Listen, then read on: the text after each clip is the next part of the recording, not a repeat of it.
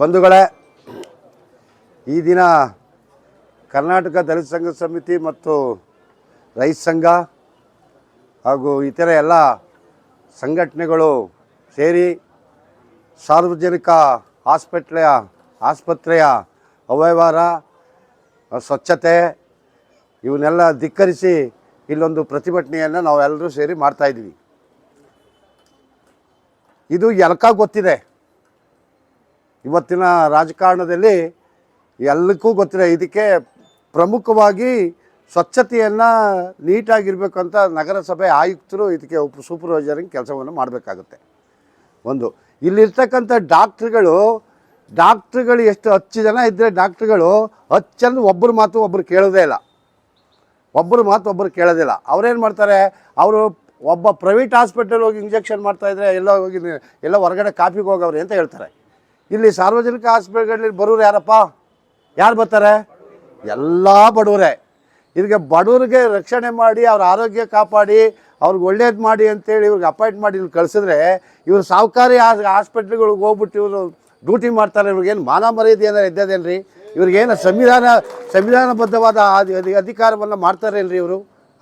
ಇವ್ರಿಗೆ 24 ಗಂಟೆ ಕುಂತ್ಕೊಂಡು ಬಡವರ ಸೇವೆ ಮಾಡಿ, ಬಡವರ ಸರ್ವಿಸ್ ಮಾಡಿ, ಸಾರ್ವಜನಿಕವಾಗಿ ಸರ್ವಿಸ್ ಮಾಡಿ ಅಂತೇಳಿ ಅಪಾಯಿಂಟ್ ಮಾಡಿ ಇಲ್ಲಿ ಕಳಿಸಿದ್ರೆ ಇವರು ಖಾಸಗಿ ಹಾಸ್ಪಿಟ್ಲ್ಗಳಿಗೆ ಗುತ್ತಿಗೆ ತಗೊಬಿಟ್ಟವ್ರೆ. ಒಬ್ಬೊಬ್ರು ಡಾಕ್ಟ್ರುಗಳು ಒಂದೊಂದು ಹಾಸ್ಪಿಟ್ಲಿಗೆ ಗುತ್ತಿಗೆ ತಗೊಂಡು ಅಲ್ಲೋಗಿ ದುಡ್ಡು ಮಾಡ್ತಾಯಿದ್ರೆ ಇಲ್ಲಿ ಬಡವ್ರು ನೋಡ್ತಾರೆ. ಬಡವ್ರಿಗೆ ಎಲ್ಲಿ ದುಡ್ಡು ಕೊಡ್ತಾರೆ? 10 ರೂಪಾಯಿ ಕೊಟ್ಟು ಟಿಕೆಟ್ ಏನು ರೆಸಿಪ್ಟ್ ಇಸ್ಕೊಳ್ಳೋಕ್ಕೆ ಅವ್ರಿಗೆ ಕಷ್ಟ ಇಲ್ಲ ಅಂತ ಹೇಳ್ತಾರೆ. ಅಲ್ಲೋಗಿ 500 ರೂಪಾಯಿ ಕೊಡ್ತಾರಲ್ಲ, ಇವ್ರಿಗೆ 10 ರೂಪಾಯಿಗೆ ಎಲ್ಲಿ ಬೇಕು ಅಂಥೇಳಿ ಇವರೆಲ್ಲ ಈ ರೀತಿ ಮಾಡ್ತಾವ್ರೆ. ಎಂಟೈರ್ ರಾಮನಗರ ಜಿಲ್ಲೆ ನಮ್ಮ ಸ್ನೇಹಿತರು ಹೇಳಿದ್ರು, ಕನಕಪುರ, ರಾಮನಗರ, ಚನ್ನಪಟ್ಟಣ ಇವೆಲ್ಲವೂ ಕೂಡ ಅವ್ಯವಸ್ಥೆ ಆಗಿ ಎಲ್ಲ ಹಾಳಾಗೋದು. ಗೌರ್ಮೆಂಟ್ ಹಾಸ್ಪಿಟ್ಲ್ ಅಂತಂದರೆ ಯಾರೋ ಬಡವ್ರು ಬರ್ತಾರೆ, ಒಂದು ಇಂಜೆಕ್ಷನ್ ಮಾಡಿ ಕಳಿಸ್ರಿ ಅಲ್ಲಿ. ಅವ್ರು ಯಾರೋ ಒಬ್ಬರು ನರ್ಸ್ ಕೇಳ್ತಾರೆ. ಈಗ ನರ್ಸ್ಗಳ್ನೂ ಕೂಡ ಸ್ಟೂಡೆಂಟ್ಗಳು ಹಾಕತ್ತಾರೆ. ಈಗ ನಿಜವಾದ ನರ್ಸು ಒಬ್ಬರು ಸೂಪರ್ವೈಸರ್, ಅವರು ಸೀನಿಯರ್ ಸೂಪರ್ವೈಸರ್ ಸುಮ್ಮನೆ ಕುಂತಿದ್ದಾರೆ ಚೇರ್ ಮೇಲೆ ಕಾಲು ಹಾಕೊಂಡು. ಆ ಸ್ಟೂಡೆಂಟ್ಗಳು ಕರ್ಕೊಂಬಂದು ಇಂಜೆಕ್ಷನ್ ಮಾಡಿಸ್ತಾರೆ. ಇವ್ರಿಗೇನು ಮಾನ ಮರ್ಯಾದೆ ಇದು ಹಾಸ್ಪಿಟ್ಲ್ ವ್ಯವಸ್ಥೆಯನ್ನು ಮಾಡ್ತಾರೆ ಇಲ್ರಿ? ಈ ಗೆದ್ದಿರ್ತಕ್ಕಂಥ MLAಗಳು MP ಗಳು ಇವರೇನು ಜನನ ಉದ್ಧಾರ ಮಾಡೋಕ್ಕೆ ಬಂದಿದ್ದಾರಾ? ಇವ್ರಿಗೆ ಬಿಡಿ, ನಾವು ಅದನ್ನ ಹೇಳೋಕ್ಕೋದ್ರೆ ನಮ್ಮ ಬಾಯ ಹೊಲ್ಸಾಗೈತದೆ. ಇವತ್ತಿಂದ ರಾಜಕಾರಣಗಳನ್ನು ನಾವು ಮಾತಾಡಬಾರ್ದು. ಅದರಿಂದ ಬಂಧುಗಳ ನಿಜವಾಗ್ಲೂ ನಮ್ಮ DHO ಬಂದು ಮನವಿ ಕೊಟ್ಟು ವಾಟ್ಸಪ್ಪಲ್ಲಿ ಬಂದು ಎಲ್ಲ ಬಂದದೆ. ಈ ರೀತಿ ಅನ್ಯಾಯ ಆಯ್ತಾ ಇದೆ, ಹಾಸ್ಪಿಟ್ಲ್ ಈ ರೀತಿ ಅವ್ಯವಹಾರ ಮಾಡ್ತಾವ್ರೆ, ಲಂಚ್ ಕುಡಿತಾರೆ ನಡೀತಾ ಇದೆ, ಏನು ಮಾಡೋದಿಲ್ಲ ಅಂತೇಳಿ ವಾಟ್ಸಪ್ಪೆಲ್ಲ ಬಂದದೆ. ನಿರಂಜನ್ ಮೂರ್ತಿ ಅವರು ಜಿಲ್ಲಾ ಆರೋಗ್ಯ ಅಧಿಕಾರಿ, ಅವ್ರಿಗೆ ಇನ್ನೂ ಹೋಗ್ಲಿಲ್ವ ಸ್ವಾಮಿ? ಬಂದು ರಿಪೇರಿ ಮಾಡ್ಬೇಕು ತಾನೇ? ಅದು ತಕ್ಷಣ ಬಂದು ಅವ್ರು ಮಾಡ್ದೇನೆ ಯಾರನ್ನೋ ಕಳಿಸ್ತಾರಂತೆ. ಇವ್ರಿಗೆ ಯಾರು ಪಾಪ ಎಲ್ಲಕ್ಕೂ ನೋಡಿದ್ರೆ ನಮ್ಮ ಪೊಲೀಸ್ನವ್ರು ನಮಗೆ ಬೇಜಾರಾಯ್ತದೆ ಪಾಪ. ಅವರು ನಮಗೆ ಎಲ್ಲದಕ್ಕೂ ಬರ್ತಾರೆ.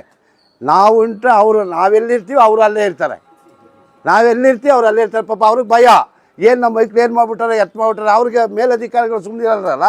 ಅಲ್ಲೋಗಿ ನೋಡಪ್ಪ ಅಂತಾರೆ, ಅವ್ರನ್ನೇ ಕಳಿಸೋದು ಫಸ್ಟು. ಯಾರ ಡಾಕ್ಟ್ರಿಗೆ ಏನಾರು ಕೇಳ್ತಾರೆ ಅಂದರೆ ಅವ್ರನ್ನೇ ಕಳಿಸ್ತಾರೆ.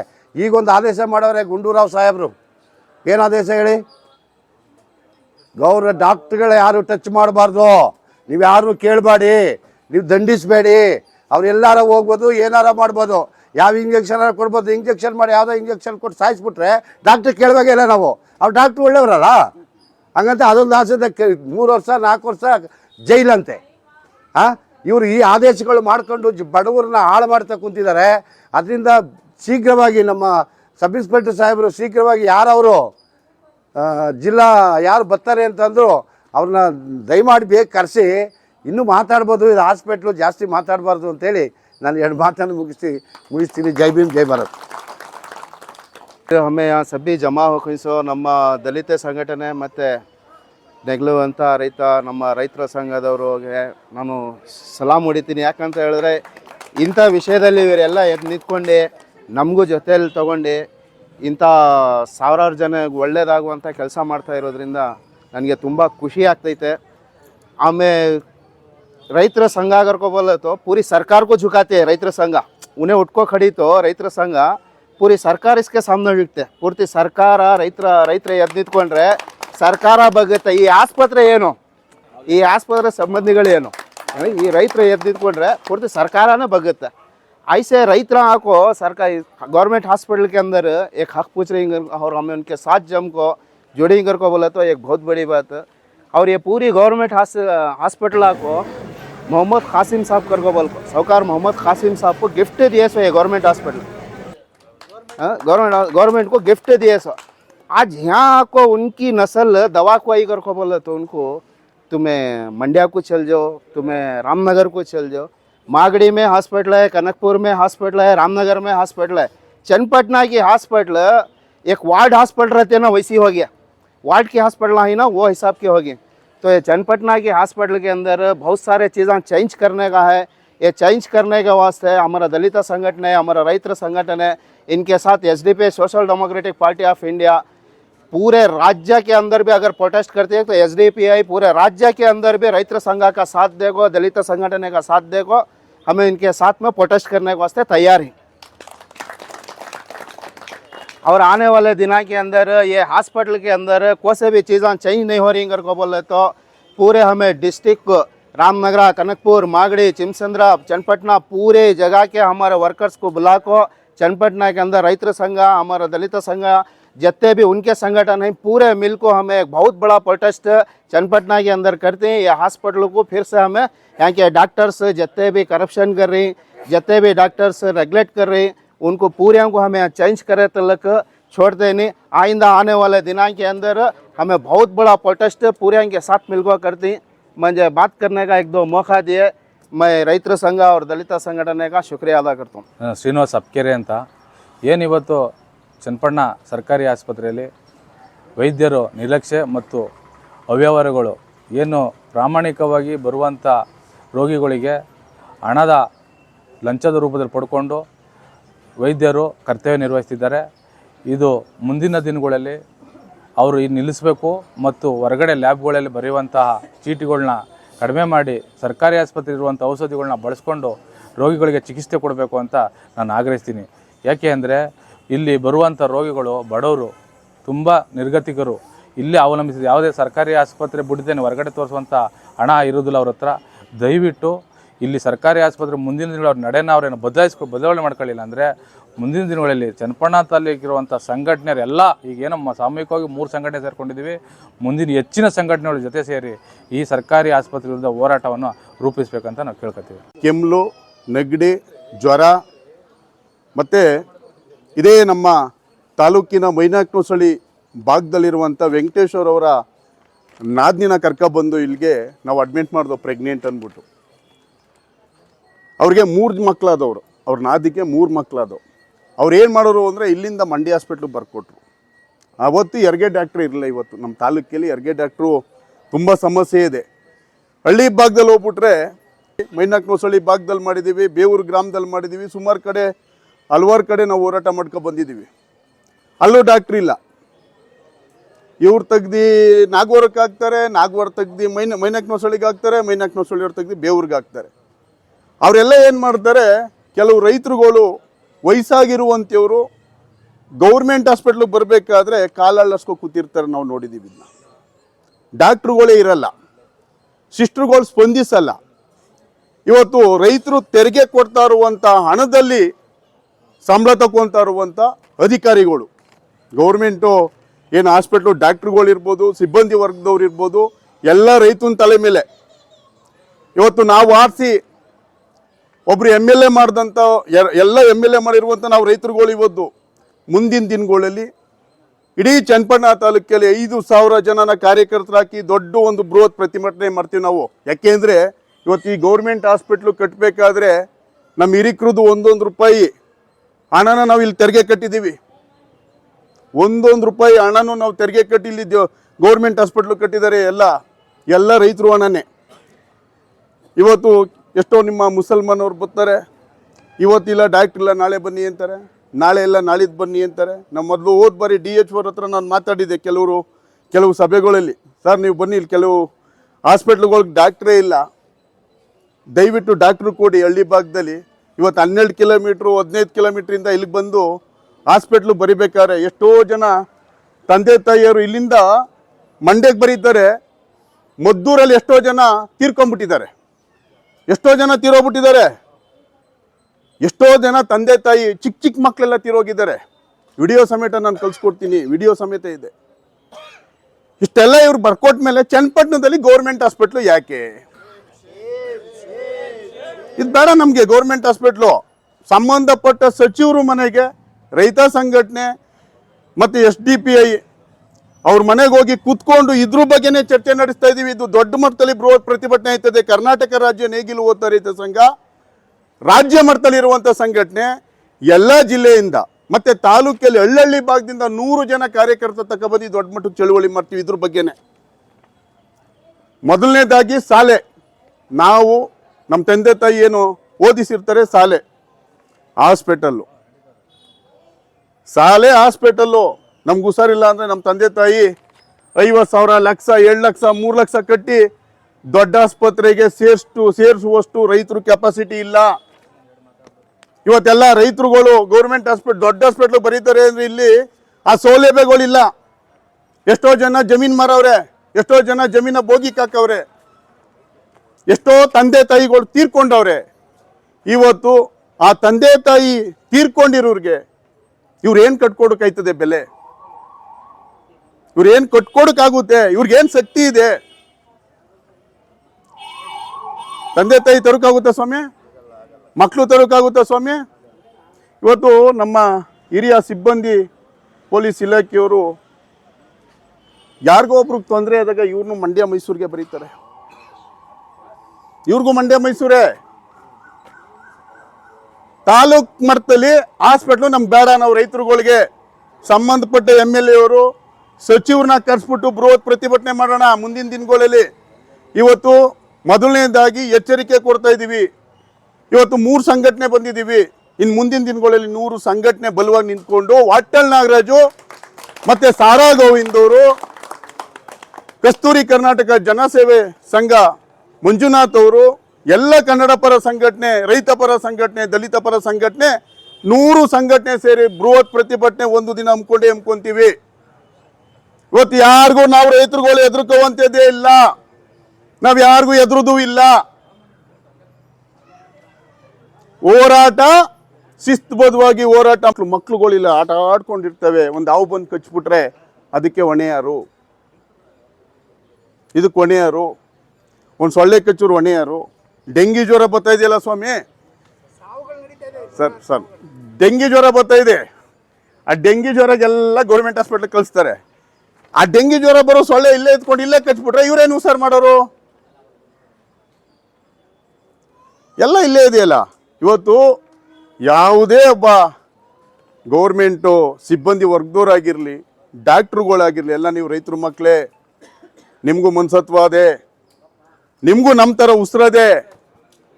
ನಮ್ಮೈಲಿ ಹರಿತಾ ಇರುವಂಥ ರಕ್ತ ನಿಮ್ಮೈಲಿ ಹರಿತಾ ಇದೆ. ಇವತ್ತು ಎಷ್ಟೋ ಜನ ತಂದೆ ತಾಯಿ ಚಿಕ್ಕ ಮಕ್ಕಳು ಕಣ್ಣಲ್ಲಿ ನೀರು ಬರುವಂಥ ಕೆಲಸ. ಇವತ್ತು ಎಷ್ಟೋ ಹಾಸ್ಪಿಟ್ಲು, ನನ್ನ ಮಂಡ್ಯ ಏನು ನಮ್ಮ ಸರ್ಜನ್ ಏನಿದ್ದಾರೋ ಮಾದೇಗೌಡರು, ಅವ್ರು ನಾನು ಎಷ್ಟೋ ಕೇಸ್ಗಳು ಇಲ್ಲಿಂದ ಕಲಿಸ್ಕೊಟ್ಟಿದ್ದೀನಿ. ನಾನು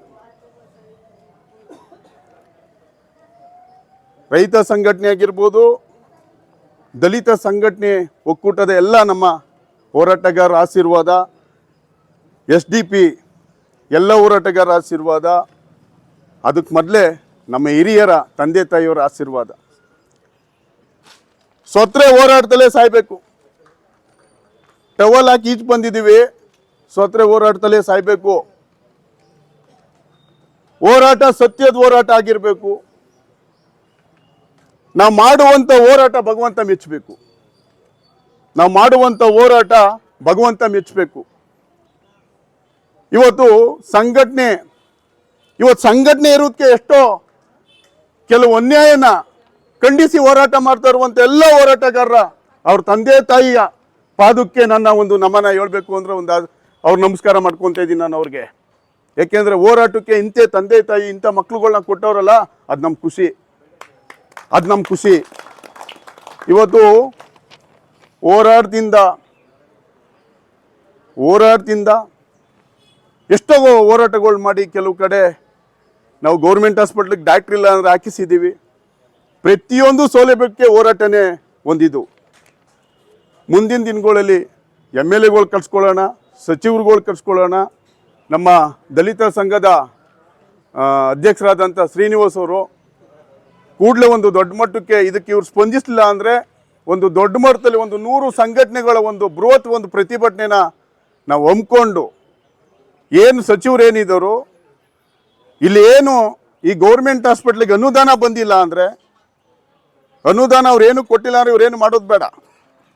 ಪ್ರತಿಯೊಂದು ಸೌಲಭ್ಯಗಳು ಅಂದರೆ ಸಂಬಂಧಪಟ್ಟ ಸಚಿವರುಗಳಿಗೆ, ಸಂಬಂಧಪಟ್ಟ MLAಗಳಿಗೆ, ಇವರು ಸಂಬಂಧಪಟ್ಟ ಇಲಾಖೆಯವರು ಕೊಡ್ಬೇಕು. ಅದಕ್ಕೆ ಇವರೆಲ್ಲ ಬಂದವ್ರಿಗೆಲ್ಕ ಮಂಡ್ಯಕ್ಕೆ ಬರಿ, ಮೈಸೂರಿಗೆ ಬರಿ, ಡೆಲ್ಲಿಗೆ ಬರಿ ಅಂದರೆ ಇಲ್ಲಿ ರೈತ 50 ರೂಪಾಯಿ ಮಡಿಕೊಂಡು ಏನು ಅದು ಪಟಾಪಟಿ ಚಡ್ಡಿ ತುಂಬ್ದೋಳು ಬನ್ನಿ ಹಾಕೋ ಬಂದಿರ್ತಾನೆ. ಅವ್ನ ಕಷ್ಟ ರೈತನ ಗೊತ್ತು. ಹೊಸ್ಕೊಳ್ಳೋವೆ, ಕರ್ಗೊಳ್ಳೋವೆ, ಅವ್ರ ಮನೇಲಿ ಅವಳ ಮಗಳು ಪ್ರೆಗ್ನೆಂಟ್ ಆಗಿರ್ತಾರೆ, ಇವತ್ತು ನಾಳೆ ಡೆಲಿವರಿ ಟೈಮು. ಅವ್ರಿಗೆ 25,000 ಕೊಡುವಷ್ಟು ಶಕ್ತಿ ಇಲ್ಲ. ಅವ್ರ ಮನೇಲಿ ಎಷ್ಟೋ ಜನ ಅಂಗವಿಕಲರವ್ರೆ,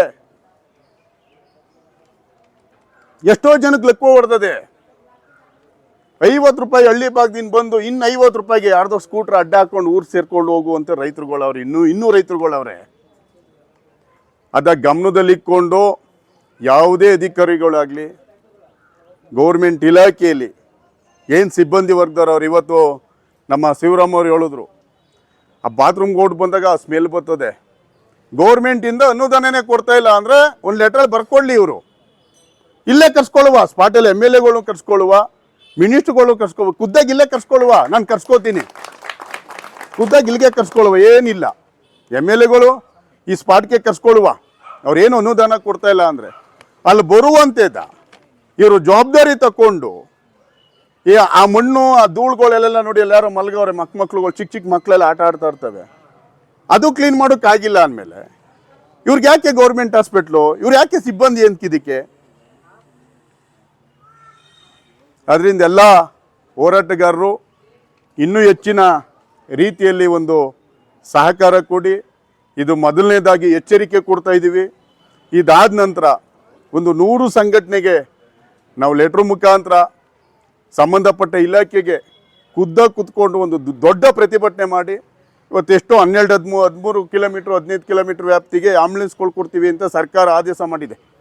12 ಕಿಲೋಮೀಟ್ರವರು ತಾಲೂಕು ಮಟ್ಟಕ್ಕೆ ಬರಲ್ಲ ಅಂದ್ಬಿಟ್ಟು ಅವು ಏನು ಬರ್ತಾ ಇಲ್ಲ. ಹಳ್ಳಿ ಭಾಗದಿಂದ ಇಲ್ಲಿ ಡೆಲಿವರಿ ಬರ್ತಾರೆ, ಇಲ್ಲಿ ಬಂದಾಗ ಮಂಡ್ಯಕ್ಕೆ ಬರೀತಾರೆ, ಮೈಸೂರು ಬರೀತಾರೆ. ಇಲ್ಲಿ ಯಾವುದು ಮಿಷಿನರಿ ಇಲ್ಲ ಅಂದಮೇಲೆ ಡಾಕ್ಟ್ರ್ ಸ್ವಾಮಿಲಿ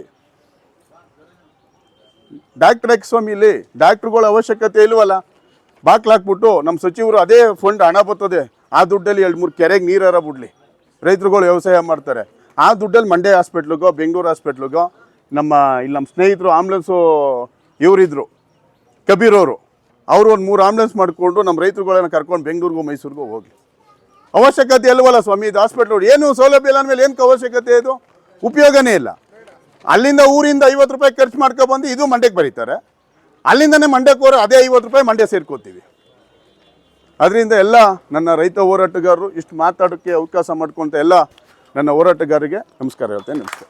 ನಮ್ಮ ದಲಿತ ಸಂಘಟನೆಗಳ ಒಕ್ಕೂಟ ಹಾಗೂ SDPI ಹಾಗೂ ನಮ್ಮ ಕರ್ನಾಟಕ ರಾಜ್ಯ ನೇಗಿಲು ಹೊತ್ತ ರೈತ ಸಂಘ, ನಮ್ಮ ಬೇವೂರು ಕೃಷ್ಣೇಗೌಡ ಸಾರಥ್ಯದಲ್ಲಿ ಇರ್ತಕ್ಕಂಥ ಸಂಘಟನೆ, ರೈತ ಸಂಘಟನೆ, ಇವರೆಲ್ಲರೂ ಒಗ್ಗೂರಿನಿಂದ ಈ ಒಂದು ಕಾರ್ಯಕ್ರಮ ನಡೆಸ್ತಾ ಇದ್ದೀವಿ. ಬಟ್ ನಾನು ಮೊದಲನೇದಾಗಿ ಏನು ಹೇಳೋಕ್ಕೆ ಇಷ್ಟಪಡ್ತೀನಿ ಅಂದರೆ, ಇಲ್ಲಿ ನಮ್ಮ ವ್ಯವಸ್ಥೆ ಏನಾಗಿದೆ ಅಂದರೆ, ನಮ್ಮ ಮೂಲಭೂತ ಸೌಕರ್ಯಗಳನ್ನ ನಾವು ಹೋರಾಟ ಮಾಡಿ ಪಡ್ಕೊಳ್ಳುವಂಥ ಮಟ್ಟಕ್ಕೆ ನಾವು ಬಂದು ನಿಂತಿದ್ದೀವಿ. ಈಗ ಅದೇ ಬೇಸರ ಸಂಗತಿ. ಈಗ ಒಬ್ಬ ರೈತ ಯಾರು MBBS ಓದಿಲ್ಲ ಅಥವಾ MA, MEd, BA, B.Ed ಮಾಡಿಲ್ಲ, ಅವನು ಈ ಕೂಡ ಬರದೇ ಇರುವಂಥ ಒಬ್ಬ ರೈತ. ಈಗ ನನಗೆ ಏನೂ ಅಕ್ಷರ ಬರಲ್ಲ, ನಾನೊಬ್ಬ ಅವಿದ್ಯಾವಂತ, ನಾನು ಆಸ್ಪತ್ರೆಗೆ ಬರ್ತೀನಿ, ನನಗೆ ಯಾವುದೇ ರೀತಿಯಾದಂಥ ಇಲ್ಲಿ ಯಾರು ಅವರು ಇನ್ಚಾರ್ಜ್ ಯಾರು ಇರ್ತಾರೆ, ಅವ್ರ ಮುಖ್ಯಸ್ಥ, ಇನ್ನೊಂದು ನಾನು ಏನೂ ಗೊತ್ತಿಲ್ಲ, ನನಗೇನೋ ಒಂದು ಕಾಯಿಲೆ ಬಂದಿದೆ, ಬರ್ತೀನಿ, ನಾನು ತೋರಿಸ್ಕೊಳ್ತೀನಿ, ಹೋಗ್ತೀನಿ. ಈಗ ಅವರು ಡಾಕ್ಟ್ರ್ ಆದವರು ಅವ್ರಿಗೆ ಅವ್ರದ್ದೇ ಆದಂಥ ಹುದ್ದೆಗಳಿರ್ತವೆ, ಅವ್ರಿಗೆ ಅದಕ್ಕೆ ಆದಂಥ ಒಂದು ಸಂಬಳ ಅಂತ ಕೊಡ್ತಾರೆ. ಅದು ಸಂಬಳ ಕೊಡೋದು ನಮ್ಮ ತೆರಿಗೆ ಹಣದಿಂದನೇ. ಈಗ ಸರ್ಕಾರ ನಡೆಸ್ತಾ ಇರುವಂಥ ಎಲ್ಲ ವ್ಯವಸ್ಥೆಗಳಿಗೂ ನಮ್ಮ ರಕ್ಷಣೆ ಮಾಡ್ತಾ ಇರ್ತಕ್ಕಂಥ ಪೊಲೀಸ್ ಆಗ್ಬೋದು, ನಮ್ಮ ಆರೋಗ್ಯ ಕಾಪಾಡಲಿಕ್ಕೆ ಬರ್ತಕ್ಕಂಥ ಕಸ ಗುಡಿಸ್ಲಿಕ್ಕೆ ಪೌರ ಕಾರ್ಮಿಕರಾಗ್ಬೋದು, ನಮ್ಮ ಪ್ರತಿಯೊಂದು ಯಾವ್ಯಾವ ಇಲಾಖೆ ಇದೆಯೋ ನಮ್ಮ ಸಾರ್ವಜನಿಕ ಇಲಾಖೆ ಅಂತ ಬಂದಾಗ ಪ್ರತಿಯೊಂದೂ ನಮ್ಮ ತೆರಿಗೆ ಹಣದಿಂದ ನಡೀತಾ ಇರ್ತಕ್ಕಂಥದ್ದು. ನಮಗೆ ಪೂರ್ಣ ಪ್ರಮಾಣದ ಹಕ್ಕಿದೆ ಇಲ್ಲಿ ಕೇಳಲಿಕ್ಕೆ. ನನಗೆ ಒಂದು ವೈಯಕ್ತಿಕವಾಗಿ ಬೇಸರ ಇರೋದು ಏನಪ್ಪ ಅಂದರೆ, ನಮ್ಮ ಮೂಲಭೂತ ಸೌಕರ್ಯಗೋಸ್ಕರ ನಾವು ಕಟ್ಟಿರೋ ತೆರಿಗೆ ಹಣದಲ್ಲಿ ನಮ್ಗೆ ಕೊಡಬೇಕು ಅಂತ ಲಕ್ಷಾಂತರ ರೂಪಾಯಿ ಖರ್ಚು ಮಾಡಿ ಆಸ್ಪತ್ರೆ ಕಟ್ಟಿ, ಕೋಟ್ಯಾಂತರ ರೂಪಾಯಿ ಅದಕ್ಕೆ ಬಜೆಟ್ಗಳು ಕೊಟ್ಟು ಮಾಡಿ ನಾವು ಬಂದು ಅದನ್ನು ತಗೊಳ್ಳೋಕ್ಕೆ ಹೋರಾಟ ಮಾಡಬೇಕು ಅಂತ ಇರ್ತಕ್ಕಂಥ ಪರಿಸ್ಥಿತಿನೇ ದೊಡ್ಡ ಇದು ದುಸ್ತರ ಇದೆ. ಆ್ಯಕ್ಚುಲಿ ಇದಕ್ಕೆ ಕಾರಣ ಆಗಿರೋರು ಯಾರು ಅಂದರೆ, ನನ್ನ ಪ್ರಕಾರ ನಾವೇ, ನಮ್ಮ ಸಾಮಾನ್ಯ ಜನರು ಯಾರಿದ್ದಾರೆ ನಾವೇ ಕಾರಣ ಇದಕ್ಕೆ. ನಾವು ಓಟ್ ಹಾಕ್ತೀವಿ, ಓಟ್ ಬಂದ ತಕ್ಷಣ ಓಟ್ ಹಾಕ್ತೀವಿ, ಆಮೇಲೆ ಮರೆತ್ಬಿಟ್ಟು ಮನೇಲಿ ಮಲ್ಕೊಂಡ್ಬಿಡ್ತೀವಿ. ಪ್ರಶ್ನೆ ಮಾಡುವಂಥ ಮನೋಭಾವ ಮೊದಲನೇದಾಗಿ ನಮ್ಮಲ್ಲಿಲ್ಲ. ಮೊದಲನೇದಾಗಿ ನಾವೇ ಅಪರಾಧಿಗಳು ಅಂತ ನಾನು ಹೇಳ್ಕೊಳ್ಳೋದು, ಧೈರ್ಯವಾಗಿ ಹೇಳ್ತೀನಿ ನಾವೇ ಅಪರಾಧಿಗಳು ಅಂತ. ಈಗ ನಾನೊಬ್ಬ ಪ್ರಶ್ನೆ ಮಾಡೋ ಬದಲು ನನ್ನ ಜೊತೆ 10 ಜನ ಬಂದು ಪ್ರಶ್ನೆ ಮಾಡಿದಾಗ ಏನಾಗ್ತದೆ ಹೇಳಿ, ಅವ್ರಿಗೆ ಅವ್ರ ಕರ್ತವ್ಯ ಮಾಡ್ತಾರೆ. ನಾವೇನು ಅವ್ರು ಇನ್ನೇನೋದು ಅವ್ರ ಮೇಲೆ ಏನೋ ದೌರ್ಜನ್ಯ ಮಾಡ್ತಾ ಇಲ್ಲ, ಇನ್ನೇನು ಮಾಡ್ತಾ ಇಲ್ಲ. ನಿಮ್ಮ ಕರ್ತವ್ಯ ಯಾಕೆ ಮಾಡ್ತಾ ಇಲ್ಲ ಸ್ವಾಮಿ? ಅದು ಕೇಳೋದು ಏನಾದ್ರು ತಪ್ಪಿದೆಯಾ? ಏನಿಲ್ಲ. ಬಟ್ ಅದನ್ನು ನಾವು ಕೇಳೋವಂಥ ದುಸ್ಥಿತಿಗೆ ಬಂದಿದ್ದೀವಿ ಅಂದರೆ ಅದಕ್ಕೆ ನಾವೇ ಕಾರಣ. ನಾವು ಅದನ್ನು ಪ್ರಶ್ನೆ ಮೊದಲನೇದಾಗಿ ಸಾರ್ವಜನಿಕರಾದವರು ನಮ್ಮ ಹಕ್ಕು ಮತ್ತು ಕರ್ತವ್ಯದ ಬಗ್ಗೆ ತಿಳ್ಕೊಬೇಕು. ನಮ್ಮ ಹಕ್ಕೇನಿದೆ ನಮಗೆ ಬರಲೇಬೇಕು. ಈಗ ನಾವು ಈಗ ಒಂದು ನಮ್ಮ ಮನೆ ಸಂಸಾರದ ಬಗ್ಗೆನೇ ಮಾತಾಡೋದಾದರೆ ಒಂದು ಯಜಮಾನರು ಇರ್ತಾರೆ, ಅದರಲ್ಲೆಲ್ಲ ನಾವು ಒಂದು 10 ಜನ ಅಲ್ಲಿ ಸದಸ್ಯರು ಇರ್ತೀವಿ. ಆ ಯಜಮಾನ ಅಂತ ಆದವರು ಅಲ್ಲ 10 ಜನ ಸದಸ್ಯರ ಆಗು ಹೋಗುಗಳನ್ನ, ಕಷ್ಟ ಸುಖಗಳನ್ನ, ಆರೋಗ್ಯ ನೋಡ್ಕೊಳ್ಳುವಂಥ ಜವಾಬ್ದಾರಿ ಅವ್ರದ್ದು ಇರ್ತದೆ. ಯಾಕಂದರೆ ನಾವು ನಮ್ಮ ಮನೆಗೋಸ್ಕರ ದುಡಿತಾ ಇರ್ತೀವಿ. ನಾವು ದುಡಿದಿದ್ನೆಲ್ಲ ಮನೆ ಯಜಮಾನ ಆದಂಥವ್ರು ಜೇಬಲ್ಲಿ ಹಾಕ್ಕೊಂಡು ಅವ್ರದ್ದು ಏನೋ ಪರ್ಸ್ನಲ್ ಎಲ್ಲ ಮಾಡ್ಕೊಂಡು ಹೊಂಟೋಗ್ಬಿಟ್ರೆ ಮನೆ ಸದಸ್ಯರ 10 ಜನ ಪರಿಸ್ಥಿತಿ ಏನಾಗಬೇಕು? ಅದನ್ನು ನಾವು ಈಗ ಕೇಳ್ತಾ ಇದ್ದೀವಿ. ನಾವು ಹೆಂಗಾಗಿದೆ ಅಂದರೆ ಈ ದುಸ್ತರ ಅಂದರೆ ಈಗ ನಾವು ಭಿಕ್ಷೆ ಬೇಡೋ ಪರಿಸ್ಥಿತಿಗೆ ಬಂದಿದ್ದೀವಿ. ನಮ್ಮ ಹಕ್ಕುಗಳನ್ನ ನಮಗೆ ಕೊಡಿ ಸ್ವಾಮಿ, ನಾವು ಈ ಥರ ಎಲ್ಲ ಇದೆ, ಭಿಕ್ಷೆ ಬೇಡುವಂಥ ಪರಿಸ್ಥಿತಿ ಅದಾಗಬಾರ್ದು ಅಂದರೆ ನಾವೆಲ್ಲರೂ ಪ್ರಶ್ನೆ ಮಾಡಬೇಕು.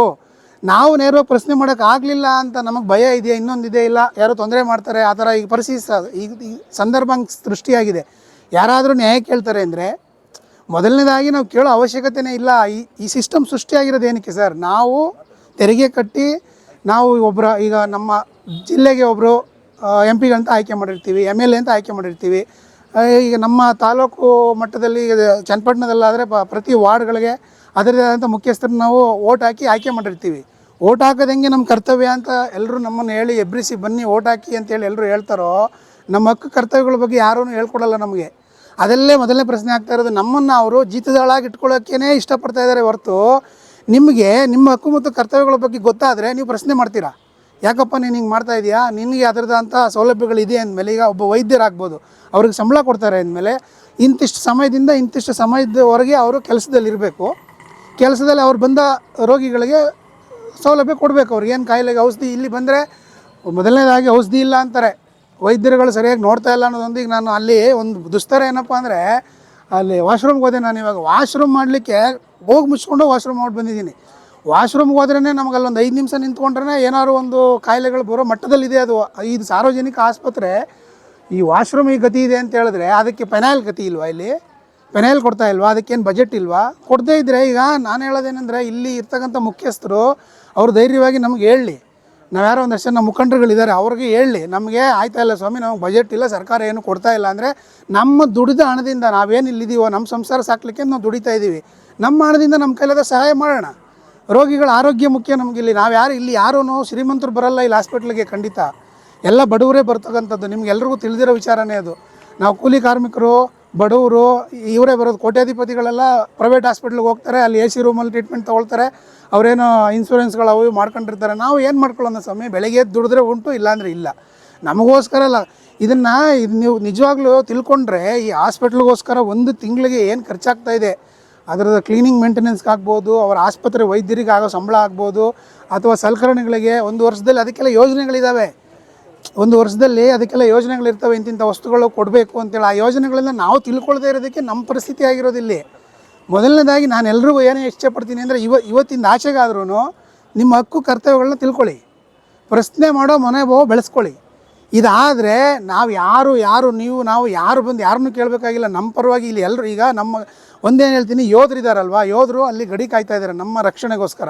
ಇಲ್ಲಿ ಸಿಟಿನಲ್ಲಿ ಬಂದಾಗ ನಮ್ಮ ಪೊಲೀಸರು, ಆರಕ್ಷಕರು ನಮ್ಮ ಇದಕ್ಕೆ ಕಾಯ್ತಾ ಇದ್ದಾರೆ. ಬಟ್ ಎಲ್ಲದಕ್ಕೂ ಆರಕ್ಷಕರೇ ಬರಬೇಕು, ಯೋಧರೇ ಬರಬೇಕು ಅಂತೆಲ್ಲ. ನಾವು ಆರಕ್ಷಕರೇ ಆಗಬೇಕು, ನಾವು ಯೋಧರೇ. ನಮ್ಮ ಊರನ್ನು, ನಮ್ಮ ಕೇರಿನ, ನಮ್ಮ ರಸ್ತೆನ, ನಮ್ಮ ಮನೇನ ಆ ಥರ ಕಾಯ್ಕೊಳ್ಳೋದ್ರಲ್ಲಿ ನಾವು ಯೋಧರೆ, ನಾವು ಆರಕ್ಷಕರಾಗಿ ಇರಬೇಕು. ಆವಾಗ ಅವ್ರಿಗೂ ಕೆಲಸ ಕಡಿಮೆ ಆಗುತ್ತೆ. ಎಲ್ಲದಕ್ಕೂ ಅವರೇ ಬರಬೇಕು ಅಂತೇನೂ ಇಲ್ಲ. ನಾವು ಕಾನೂನಾತ್ಮಕವಾಗಿ ಏನು ಮಾಡಬೇಕು ಕೇಳಬೇಕು, ಅದನ್ನು ಕೇಳಿದ್ರೆ ಈಗ ಇಲ್ಲೇನು ಅವ್ಯವಹಾರ ಇದೆ, ಇಲ್ಲಿ ನಾವು ಯಾವ ಸಂಘಟನೆಯವರು ಬಂದಿಲ್ಲ, ಇಲ್ಲಿ ಪ್ರಶ್ನೆ ಮಾಡೋ ಅವಶ್ಯಕತೆನೇ ಇರ್ತಿರಲಿಲ್ಲ, ಏನು ಮಾಡ್ತಾ ಇರಲಿಲ್ಲ. ಬಂದವರೆಲ್ಲ ಈಗ ಕಣ್ಣು ಮುಂದೆನೇ ನಡೀತಾ ಇರುತ್ತೆ ಏನೋ ಒಂದು ತಪ್ಪು, ಅದನ್ನು ಪ್ರಶ್ನೆ ಮಾಡಲ್ಲ ಯಾರೂ. ನನಗೆ ಯಾಕೆ, ನನ್ನ ಕೆಲಸ ಮುಗಿಸ್ಕೊಂಡು ನಾನು ಮನೆಗೆ ಹೋಗೋಣ ಅಂತಾರೆ. ಅದಕ್ಕಾಗಿ ಹಿಂಗೆಲ್ಲ ನಾವೆಲ್ಲ ಬಂದು ಹಿಂಗೆ ಪ್ರಶ್ನೆ ಮಾಡೋವಂಥ ಪರಿಸ್ಥಿತಿಗೆ ಬಂದಿದೆ. ಆದ್ದರಿಂದ ದಯವಿಟ್ಟು ಎಲ್ಲರೂ, ನಾನು ಹೇಳೋದೇನು, ಎಲ್ಲರೂ ಹೇಳಿ ನಿಮ್ಮ ಹಕ್ಕು ಕರ್ತವ್ಯಗಳ ಬಗ್ಗೆ ಎಲ್ಲಾದರೂ ಅನ್ಯಾಯ ನಡೀತಾ ಇದ್ದರೆ, ಮೋಸ ನಡೀತಾ ಇದ್ದರೆ ಪ್ರಶ್ನೆ ಮಾಡಿ. ಏನು ದೌರ್ಜನ್ಯ ತಪ್ಪಲ್ಲ, ಅದನ್ನು ನಮ್ಗೆ ಯಾರು ನಮಗೇನು ಶಿಕ್ಷೆ ಕೊಡಲ್ಲ, ಅದನ್ನು ಕೇಳೋದೇನು ತಪ್ಪಿಲ್ಲ. ಸೊ ಆ ಥರ ನಾನು ಹೇಳಿ ಎಲ್ಲರೂ ತಿಳ್ಕೊಳ್ಳಿ ಮಾಡಿ ಅಂತೇಳಿ ನನ್ನ 2 ಮಾತನ್ನ ಮುಗಿಸ್ತಾ ಇದ್ದೀನಿ. ನಮಸ್ತೆ. ಇಲ್ಲಿ ನೆರೆದಿರ್ತಕ್ಕಂಥ ಎಲ್ಲ ನನ್ನ ಆತ್ಮೀಯ ಬಂಧುಗಳೇ, ಚನ್ನಪಟ್ಟಣ ಸಾರ್ವಜನಿಕ ಆಸ್ಪತ್ರೆ ಈ ತಾಲೂಕಿನ ಅವ್ಯವಸ್ಥೆಯ ಆಗರ. ಚನ್ನಪಟ್ಟಣ ತಾಲೂಕು ಅತಿ ಹೆಚ್ಚು ಹಿಂದುಳಿದ ವರ್ಗಗಳ ಜನಸಂಖ್ಯೆ ಹೆಚ್ಚು ಮಟ್ಟದಲ್ಲಿ ಇರತಕ್ಕಂಥ ತಾಲೂಕು. ಇಲ್ಲಿನ ಜನತೆಯ ಉಪಯೋಗಕ್ಕಾಗಿ ಸರ್ಕಾರ ಸಾರ್ವಜನಿಕ ಆಸ್ಪತ್ರೆ ಅನ್ನು ನಿರ್ಮಾಣ ಮಾಡಿ ಸಾಕಷ್ಟು ಸಿಬ್ಬಂದಿ ಮತ್ತು ವೈದ್ಯರುಗಳನ್ನು ಇಲ್ಲಿ ಕೊಟ್ಟಿದ್ದರೂ ಕೂಡ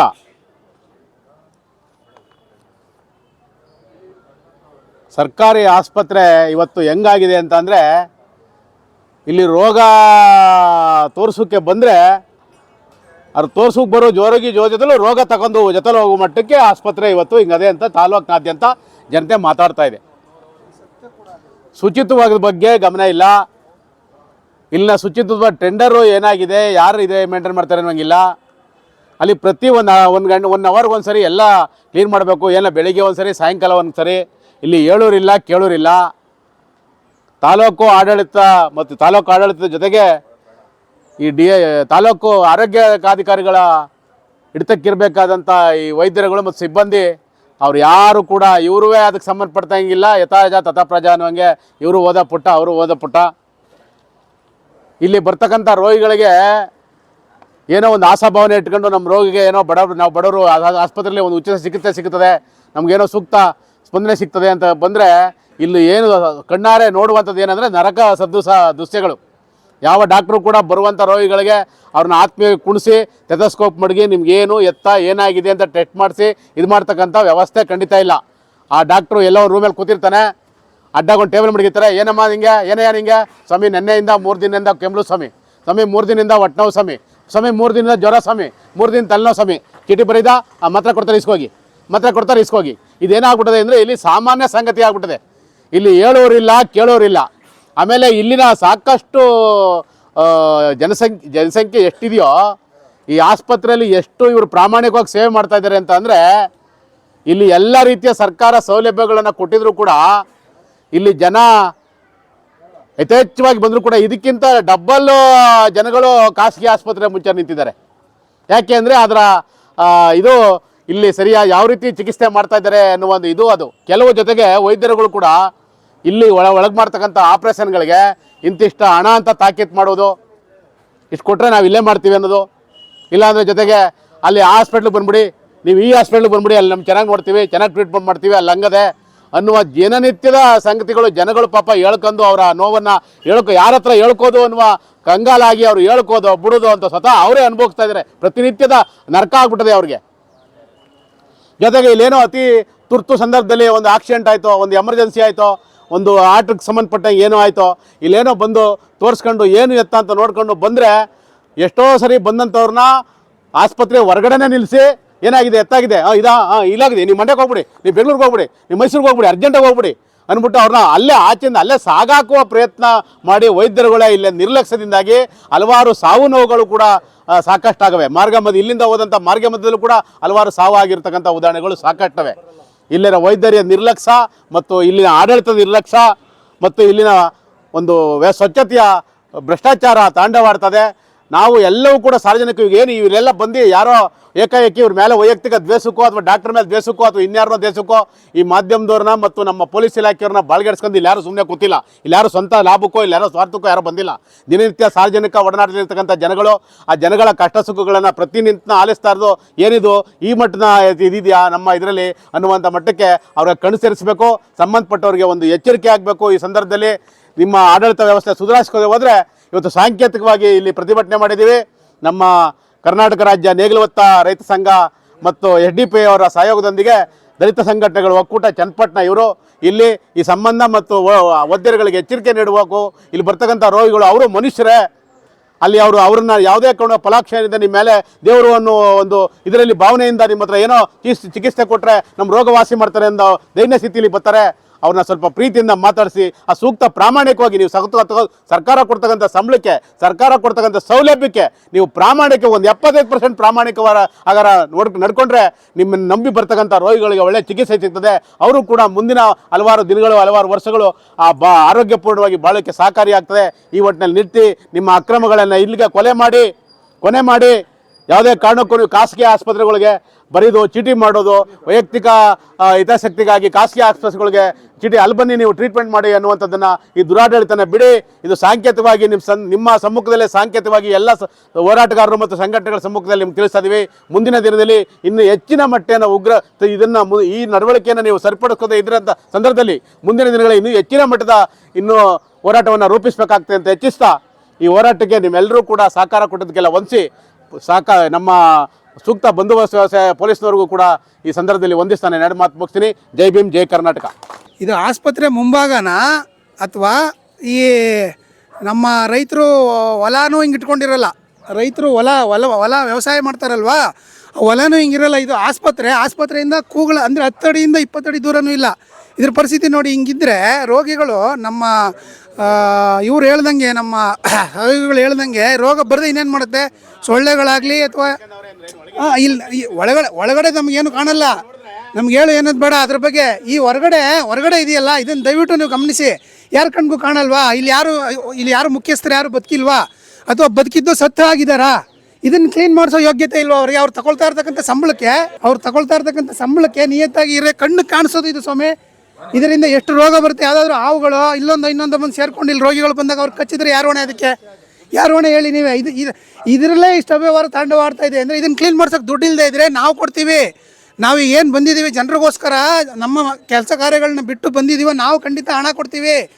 ದಯವಿಟ್ಟು ಇದನ್ನು ಕ್ಲೀನ್ ಮಾಡಿಸಿ, ನಮ್ಮ ಮುಂದೆನೇ ಕ್ಲೀನ್ ಮಾಡಿಸಿ ಕರೆಸಿ. ಇಲ್ಲೇ ಪಕ್ಕದಲ್ಲೇ ನಗರಸಭೆ ಇದೆ, ಅವ್ರಿಗೆ ನಮ್ಮ ವೈಯಕ್ತಿಕವಾಗಿ ದುಡ್ದಿರುವಂಥ ಹಣನ ನಾವು ನಮ್ಮ ಜೇಬಿಂದ ಕೊಡ್ತೀವಿ. ನಮ್ಮ ಸಂಸಾರಕ್ಕೋಸ್ಕರ ದುಡಿತಾ ಇರೋದು. ಬನ್ನಿ, ಯಾರಾದರೂ ಮುಖ್ಯಸ್ಥರು ನೋಡಿ ಸ್ವಾಮಿ. ಯಾರಿಗೂ ಕಾಣಲ್ವಾ ಇದು?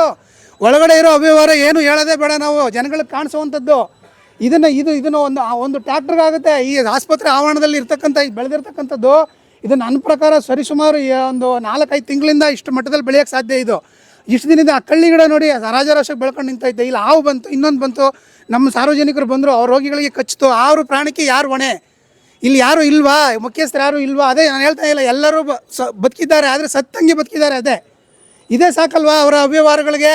ಹಿಡಿದು ಕೈಗನ್ನಡಿ ನಮ್ಮ ಹೇಳ್ತಾರೆ, ಕೈಲಾಗಿರೋ ಹುಣ್ಣಿಗೆ ಕನ್ನಡಿ ಬೇಕಂತ. ಇಲ್ಲೇ ಇದೆ ನೋಡಿ ಸ್ವಾಮಿ ಹುಣ್ಣು.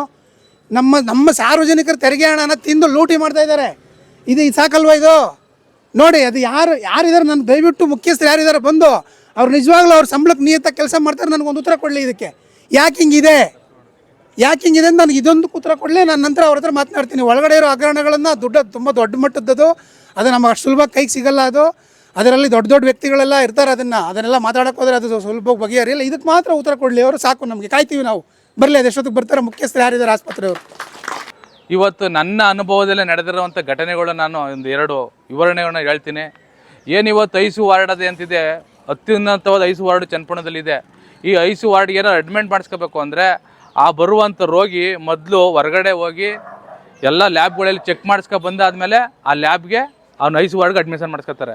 ಇಲ್ಲೇ ಪ್ರತಿಯೊಂದು ಇದೆ, ಪ್ರತಿಯೊಂದು ಸೌಕರ್ಯನ ಬಳಸ್ಕೊಳ್ದೇನೆ ಪ್ರತಿಯೊಂದನ್ನು ಹೊರಗಡೆನೆ ಮಾಡಿಸಾದ್ಮೇಲೆ 8 ರಿಂದ 10 ಸಾವಿರ ಒಬ್ಬ ಬಡ ರೈತ ಆಗಲಿ, ಒಬ್ಬ ಕೂಲಿ ಕಾರ್ಮಿಕ ಆಗಲಿ, ಒಬ್ಬ ಹಿಂದುಳಿದ ವರ್ಗ ಆಗಲಿ, ಅವ್ನು ಎಲ್ಲಿಂದ ದುಡ್ಡು ತತ್ತಾನೆ? ಇವನ್ನ ತಗೊಬಂದಾದ್ಮೇಲೆ ಅದು ಮಾಡ್ಕೊಂಬಂದಾದ್ಮೇಲೆ ಅಡ್ಮಿಷನ್ ಮಾಡ್ಕೊಳ್ಳೋದು. ಅಡ್ಮಿಷನ್ ಆದಮೇಲೆ ಮತ್ತೆ ಹೊರಗಡೆ ಅವ್ರನ್ನ ಮೆಡಿಸಿನ್ ಬರೆಯುವಂಥ ಪ್ರವೃತ್ತಿ ಬಳಸ್ಕೊಂಡಿರುವಂಥ ಡಾಕ್ಟ್ರುಗಳು ಇರೋದು. ಮೊದಲು ಇಲ್ಲಿರುವಂಥ ಫಿಸಿಷಿಯನ್ ಇರ್ಬೋದು ಮತ್ತು ಇನ್ನಿತರ ಡಾಕ್ಟ್ರುಗಳು ಇರ್ಬೋದು, ಮೊದಲು ಇವ್ರನ್ನ ವರ್ಗಾವಣೆ ಮಾಡಬೇಕು ಅಂತ ಮೊದಲು ನಾನು ಆಗ್ರಹಿಸ್ತೀನಿ. ಯಾಕೆ ಅಂದರೆ ಇವತ್ತು ವಿಶೇಷವಾಗಿ ರಾಮನಗರ ಜಿಲ್ಲೆಯಲ್ಲಿ ಚನ್ನಪಟ್ಟಣದಲ್ಲಿ ಅತ್ಯುನ್ನತವಾದ ಆಸ್ಪತ್ರೆ ಇರೋದು ಚನ್ನಪಟ್ಟಣ ತಾಲೂಕು. ಇಲ್ಲಿ ಎಲ್ಲ ಪ್ರತಿಯೊಬ್ಬರೂ ತನ್ನದೇ ಆದಂತಹ ಹಿಡಿತವನ್ನು ಸಾಧಿಸಿಕೊಂಡು ತನ್ನದೇ ಹಣ ಮಾಡ್ಕೊಂಡು ಪ್ರವೃತ್ತಿ ಬೆಳೆಸ್ಕೊಂಡಿದ್ದಾರೆ. ಇವತ್ತು ಅವರಿಗೆ ಸ್ಯಾಲ್ರಿ 1 ರಿಂದ 1.5 ಲಕ್ಷ ಸ್ಯಾಲ್ರಿ ಇದೆ. ಸ್ಯಾಲ್ರಿ ಜೊತೆಗೆ ಇವರು ಲಂಚಗಳನ್ನ ತಗೊಂಡು ಭಾಳ ನಿಷ್ಕೃತ ರೀತಿಯಲ್ಲಿ ಹೆಂಗೆ ನೋಡ್ತಾರೆ ಅಂದರೆ ನಮ್ಮನ್ನ ಎಲ್ಲೋ ಅಸ್ಪೃಶ್ಯ ರೀತಿಯಲ್ಲಿ ನೋಡ್ತಾರೆ. ಪೇಷೆಂಟ್ಗಳನ್ನ ಮುಟ್ಟುದು ಹೆಂಗೆ ಅವ್ರನ್ನ ಡೋರ್ನೇ ಬೇಕಾದ್ರೆ ಈಗಲೂ ಹೋಗಿ ಚೆಕ್ ಮಾಡಿ ಸರ್, ನೀವು ಡೋರ್ನ ಅರ್ಧ ಡೋರ್ಗೆ ಹಾಕತ್ತಾರೆ, ಅವ್ರನ್ನ ತೆಗಿದೇ ಇಲ್ಲ, ಬಾಕ್ಲಾಕತ್ತಾರೆ. ಪೇಷೆಂಟ್ನ ನೋಡ್ಕೊ ಬಾಕ್ಲಾಕುವಂಥದ್ದು ಏನು ಪರಿಸ್ಥಿತಿ? ಪೇಷೆಂಟ್ನ ನೋಡ್ಕೊಳ್ಳೋದು ಬಾಕ್ಲಾಕುವಂಥದ್ದು ಯಾಕಿದ್ದದು ಇವ್ರ ಹತ್ರ? ಇವ್ರು ಏನು ಮಾಡ್ತಾರೆ ಅಂದರೆ ಅರ್ಧ ಡೋರ್ಗೆ ಹಾಕೊಬಿಟ್ಟು ಬಾಕ್ಲು ಹಾಕ್ಬಿಟ್ಟು ಅವ್ರು ವ್ಯವಹಾರಗಳು ಮಾಡ್ಕೊಳ್ಳೋದು, ಇಷ್ಟಿಂತಂದು ಹಣಗಳು ಇಸ್ಕೊಳ್ಳುವಂಥದ್ದು. ಇದು ಅವ್ರು ಯಾವುದೇ ಕಾರಣ ಶತಾಸ್ಕೋಪ್ನ ಒಬ್ಬನಿಗೆ ಏನಾರು ಈಗಲೂ ಹೋಗಿ ಚೆಕ್ ಮಾಡ್ಕೊಬಂದ್ರು ಅಷ್ಟೇ ನೀವು, ಶತಾಸ್ಕೋಪ್ನ ಅವ್ರು ಮುಟ್ಟುವುದೇ ಇಲ್ಲ. ಅದನ್ನ ಏನೋ ಒಂಥರ ಕಾಟಾಚಾರಕ್ಕೆ ಮಡಿಕೊಬಿಟ್ಟವ್ರೆ. ಶತಾಸ್ಕೋಪ್ ಬಳಸ್ಕೊ ಡಾಕ್ಟ್ರು ಅನ್ನೋದು ಪ್ರವೃತ್ತಿನೇ ಗೊತ್ತಿಲ್ಲ ಅನ್ನಿಸ್ತದೆ. ಆಮೇಲೆ ಕಿವಿ ಡಾಕ್ಟ್ರ್ ಇರ್ಬೋದು, ಕಿವಿಗಳು ನೋಡಲ್ರು. ಅಲ್ಲೊಂದು ಡಾಕ್ಟ್ರುಗಳು ಪಾಪ ಪ್ರಾಮಾಣಿಕ ಅವರೊಬ್ರು ನನ್ನ ಕಣ್ಣಾಗೆ ಮಾಡ್ತಾರೆ. ಕಿವಿ ಡಾಕ್ಟ್ರು ಕಿವಿನೇ ಚೆಕ್ ಮಾಡಲ್ಲ. ಕಿವಿ ನೋವು ಅಂದರೆ ಡ್ರಾಪ್ ಬರ್ಕೊಟ್ಬಿಡೋದು. ಹಾಂ, ಈಗ ಜಗದೀಶ್ ಅಂತವ್ರು ಇಲ್ಲಿ ಮ್ಯಾನೇಜ್ಮೆಂಟ್ ಅಧಿಕಾರಿ ಇರ್ತಾರೆ, ಇಲ್ಲಿ ಬಂದು ಸ್ಕ್ಯಾನ್ ಮಾಡ್ಕೊ ಕುಂತ್ಕೋತಾರೆ. ಮೇಲೆ ಅಧಿಕಾರಿ ಅಂತ ಕಾರ್ಯರೂಪಕ್ಕೆ ಯಾವುದೂ ತರೋದಿಲ್ಲ. ಮೊದಲು ತಾಲೂಕು ಅಧಿಕಾರಿಗಳನ್ನ ಚೇಂಜ್ ಮಾಡಬೇಕಿಲ್ಲಿ, ಆಡಳಿತಾಧಿಕಾರಿನ ಹೊಸವ್ರು ನೇಮಕ ಮಾಡಬೇಕು ಅಂತ ನಾನು ಆಗ್ರಹಿಸ್ತೀನಿ. ಅದೇ ರೀತಿ ಇಲ್ಲೇನಪ್ಪ ಆಗದೆ ಅಂದರೆ ಕ್ಲೀನಿಂಗು ಟೆಂಡರು 6 ತಿಂಗಳ 1 ವರ್ಷದಿಂದ ಟೆಂಡರ್ ನಡೀತಾಯಿಲ್ಲ. 18 ಜನ ತಗೊಂಡು ಕ್ಲೀನಿಂಗ್ ಮಾಡಿಸ್ಬೇಕು. ಅವ್ರು ಹೇಳ್ದಂಗೆ 18 ಜನದಲ್ಲಿ ಕ್ಲೀನಿಂಗ್ ನಡೀತಾಯಿಲ್ಲ. 4 ಜನ ಮಡಿಕೊಂಡು ಕ್ಲೀನಿಂಗ್ ಮಾಡ್ತಾ ಇರೋದು. ಇಲ್ಲಿ ಮೇಟ್ರಿನ್ ಅಂತ ಒಬ್ಬ ಹುದ್ದೆ ಇದೆ, ಆ ಹುದ್ದೆನೇ ಇವರೇ ಸೃಷ್ಟಿ ಮಾಡ್ಕೊಂಡು ಅಕ್ರಮವಾಗಿ ಹಣ ವಸೂಲಿ ಮಾಡ್ತಾವ್ರೆ. ಆಮೇಲೆ ಅಡ್ಮಿಷನ್ದು ಇದು ಬರ್ಬೇಕಾದ್ರೆ 10 ರಿಂದ 20 ರೂಪಾಯಿನ ತಗೊಳ್ತಾರಲ್ಲ, ಆ ದುಡ್ಡನ್ನ ಏನು ಬಳಸ್ಕೊತಾವ್ರೆ ಅಂತ ಇದುವರೆಗೂ ಗೊತ್ತಾಯ್ತಲ್ಲ. ಇವರು ವೈಯಕ್ತಿಕವಾಗಿ ಬಳಸ್ಕೊತಾ ಇರುವಂಥದ್ದು ಪ್ರಾಮಾಣಿಕವಾಗಿ ನಾವು ಆಲ್ರೆಡಿ ಬರೆದಿದ್ದೀವಿ. ಮುಂದಿನ ದಿನಗಳಲ್ಲಿ ನಾವೇನು ಹೋರಾಟ ಇಲ್ಲಿಗೆ ನಿಲ್ಲಿಸ್ತೀವಿ ಅಂತ ತಿಳ್ಕೊಬಿಟ್ಟಿರ್ಬೋದು ಅವರು. ನಾವು ಲೋಕಾಯುಕ್ತರಿಗೆ ಆಲ್ರೆಡಿ ನಾವು ರೆಡಿ ಮಾಡಿದ್ದೀವಿ. ಈ ನಾಳೆದಲ್ಲಿ ಎಲ್ಲ ಒಂದಷ್ಟು ಜನ ಸಂಘಟನೆಯವರು ಹೋಗಿ ಲೋಕಾಯುಕ್ತರ ಮೇಲೆ ಅವ್ರ ಮೇಲೆ ಕೇಸ್ ಹಾಕ್ತಾ ಇದೀವಿ.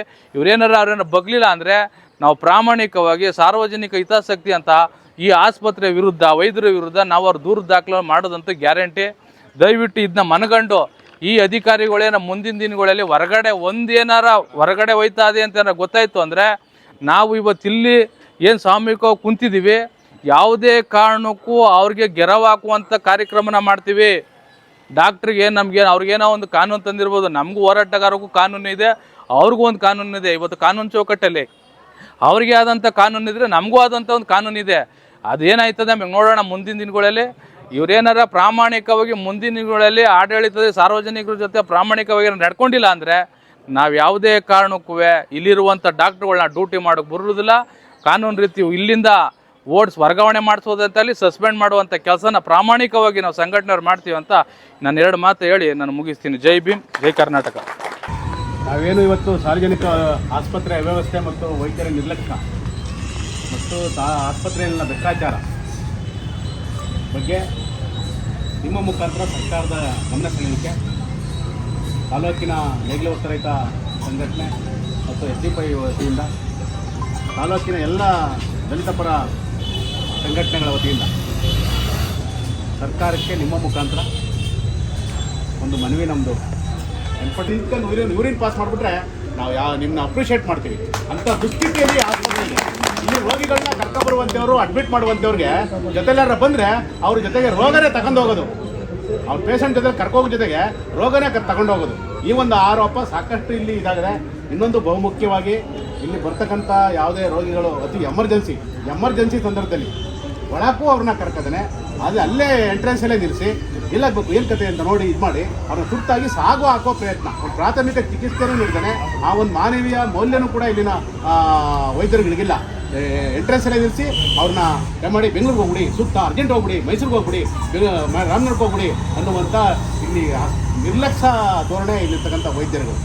ಆಮೇಲೆ ಇಲ್ಲ ಸುಮ್ಮನೆ ಅವ್ರ ಪಾಡಿಗೆ ಅವರು ಇವ್ರ ಪಾಡಿಗೆ ಇವರು ಏನೋ ಪ್ರಕ್ರಿಯೆಯಾಗಿ ಬೆಳಿಗ್ಗೆ ಸೂರ್ಯ ಹುಡ್ತವನೆ, ಸಾಯಂಕಾಲ ಸೂರ್ಯ ಮುಳುಗ್ತವನೆ, ಹಂಗೆ ಆಸ್ಪತ್ರೆ ಆಯ್ತದೆ ಹೊರತು ಸಾರ್ವಜನಿಕ ಆಸ್ಪತ್ರೆಯಲ್ಲಿ ಏನು ಈ ತಾಲೂಕಿನ ಸಾರ್ವಜನಿಕ ಸಿಗಬೇಕು ಸೌಲಭ್ಯ ಅದು 50% ಕೂಡ ಸಿಗ್ತಾ ಇಲ್ಲ. ಇದು ಭಾರಿ ನೋವಿನ ವಿಚಾರ. ಈ ಪರವಾಗಿ ಎಲ್ಲ ಸಂಘಟನೆಗಳ ಮುಖಾಂತರ ಇದು ನಿಮ್ಮನ್ನು ಮನವಿ ಸಲ್ಲಿಸ್ತೀವಿ. ಹಾರ್ಟ್ ಅಟ್ಯಾಕ್ ಆದರೆ ಇವಾಗ ಒಂದು ಎಮರ್ಜೆನ್ಸಿಗೆ ಇಂಜೆಕ್ಷನ್ ಎಮರ್ಜೆನ್ಸಿ ಕೊಟ್ಟಿದ್ದಾರೆ. ಇವಾಗ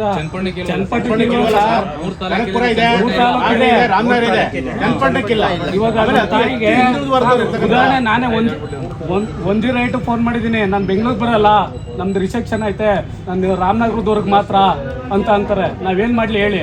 ಅವಾಗ ಹಾರ್ಟ್ ಅಟ್ಯಾಕ್ ಆಗಿರುವಾಗ ನಾವು ಖಾಸಗಿ ಆಂಬುಲೆನ್ಸ್ಗಳು ಬರಲ್ಲ, ಒಂದ್ರಲ್ಲಿ ಆಕ್ಸಿಜನ್ ಇರಲ್ಲ.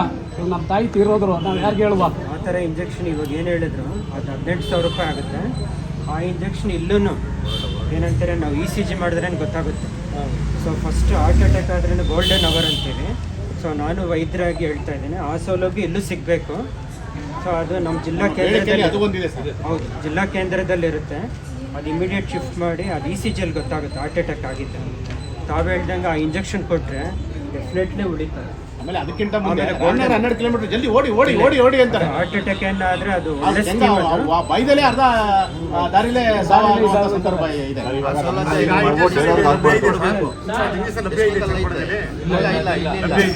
ಇವ್ರು ಹೇಳ್ದಂಗೆ 3 ತಾಲೂಕಲ್ಲಿ ಇತ್ತು, ಅದು ಇನ್ನೂ ವ್ಯವಸ್ಥೆ ಮಾಡ್ಬೋದು. ಅದು ಹೆಂಗೆ ಅಂದ್ರೆ ಸರ್ ಒಂದು ನಿಮಿಷ, ಬೆಂಗಳೂರು ನಿಯರ್ ಆಗಿರೋದು ರಾಮನಗರದಲ್ಲಿ ಐತೆ. ಬೆಂಗಳೂರಿಗಿಂತ ದೂರದಲ್ಲಿರೋದು ನಮ್ಮ ಚನ್ನಪಟ್ಟಣ, ಈ ಕಡೆ ಮೈಸೂರು ದೂರ.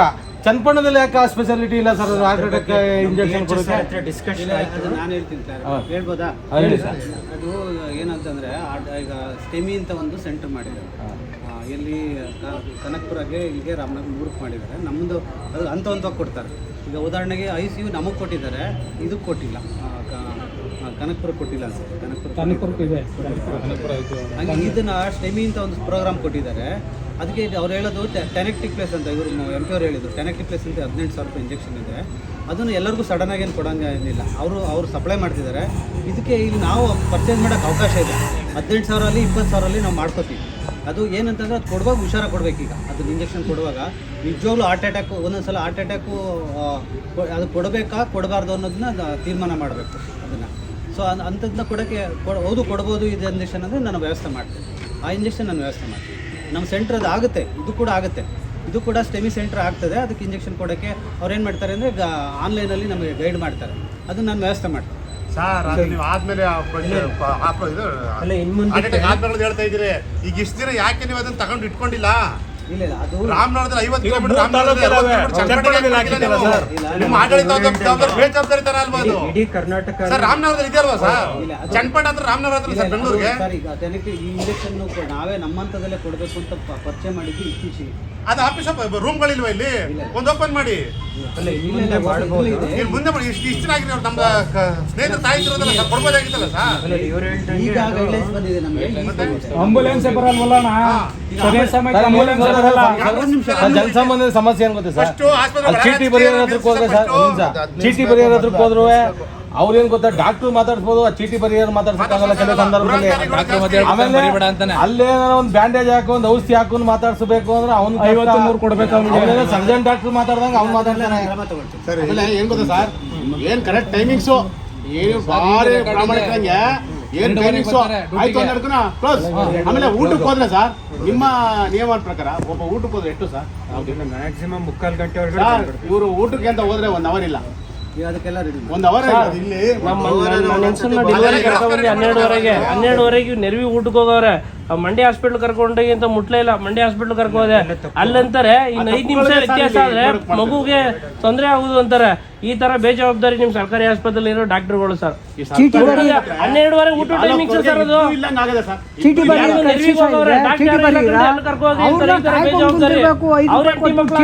ಬೇಗ ಕರ್ಕೊಬಾರ ಅಂತಾರೆ. ಹಣ ಕುಯ್ಗೂ ಕಾಸು ಕೊಡ್ಬೇಕಿಲ್ಲ, ಚೀಟಿ ಬರ್ಸಕ್ಕೆ ಸತ್ತೋಗಿರಿ ಹಣ ನಾವು ತಗೋಬೇಕು, ಡಾಕ್ಟರ್ ಕಾಸು ದುಡ್ಡು ಕೊಟ್ಬಿಟ್ಟು ಇದ್ ಮಾಡ್ಬೇಕು ಸರ್.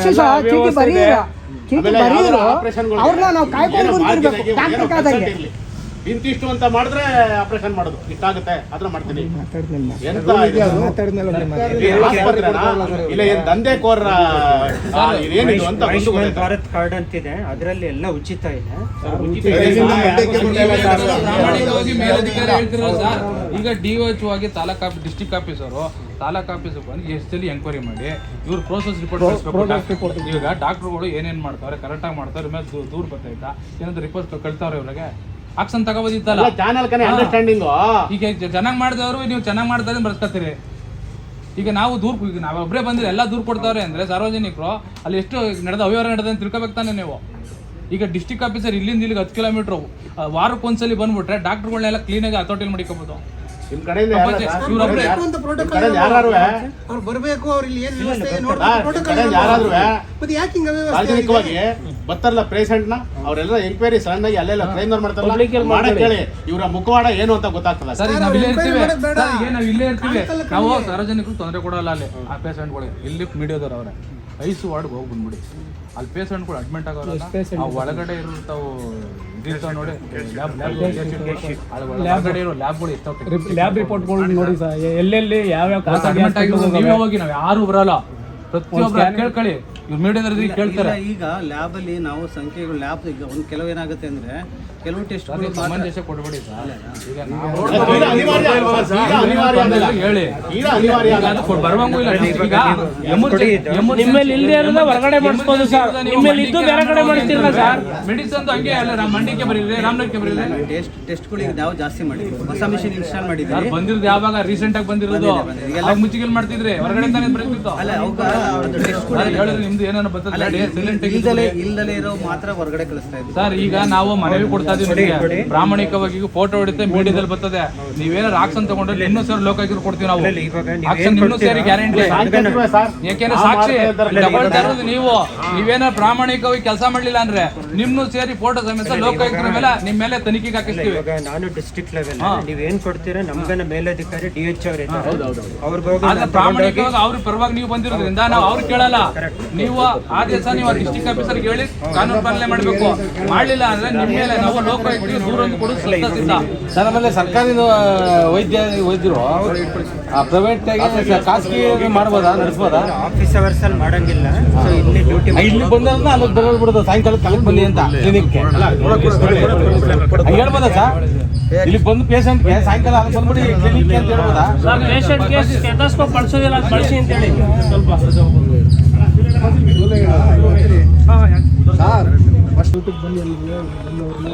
ಸರ್ ಕೋಡಮಳೆಲ್ಲೂ ಆ ಥರ ನಡೀತದೆ ಸರ್.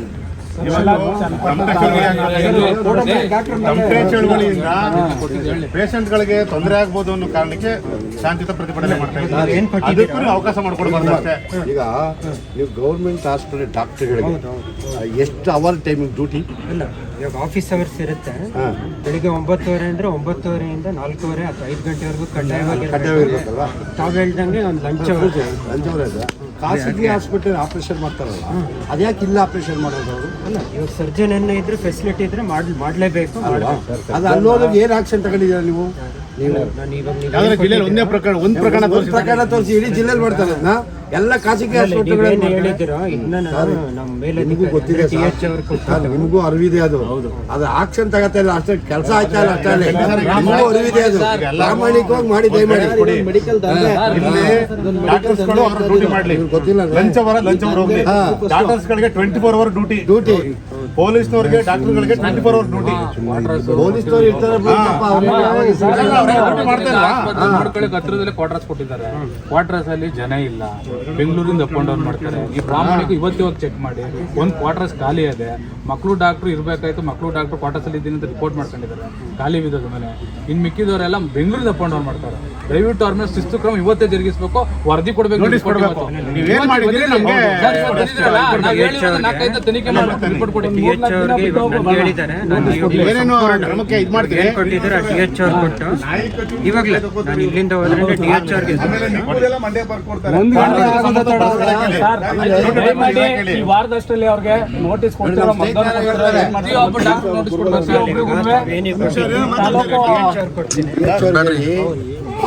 ಹಾಸ್ಪಿಟಲ್ಗಳು ಬರೀದ್ನ ತಿಳಿಸಿ ಫಸ್ಟ್.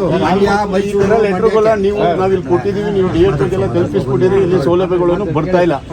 ಮಂಡ್ಯಕ್ಕೆ ಹೋಗ್ದಂಗೆ ನಿಮ್ಮ ಸಿಬ್ಬಂದಿ ವರ್ಗದವ್ರನ್ನ ಏನ್ ಪೇಷಂಟು ಏನ್ ಮೆಡಿಸಿನ್ ಕೊಡ್ಬೇಕು ಅದ್ ಮಾಡಿ ಮ್ಯಾಕ್ಸಿಮಮ್. ಅದಲ್ಲದೆ ಈ ನಾಯಿ ಕಚೂರಿಗೆ 100 ರೂಪಾಯಿ ಇಸ್ಕೋತಾರೆ. ಈ 100 ರೂಪಾಯಿ ಇಸ್ಕೊಂಡು ತಿರ್ಗಿ ಮಂಡ್ಯಕ್ಕೆ ಬರೀತಾರೆ, ಪ್ರೈವೇಟ್ ಹಾಸ್ಪಿಟಲ್ ಬರೀತಾರೆ, ಲ್ಯಾಬ್ಗಳಿಗೂ ಬರ್ಕೊಡ್ತಾರೆ.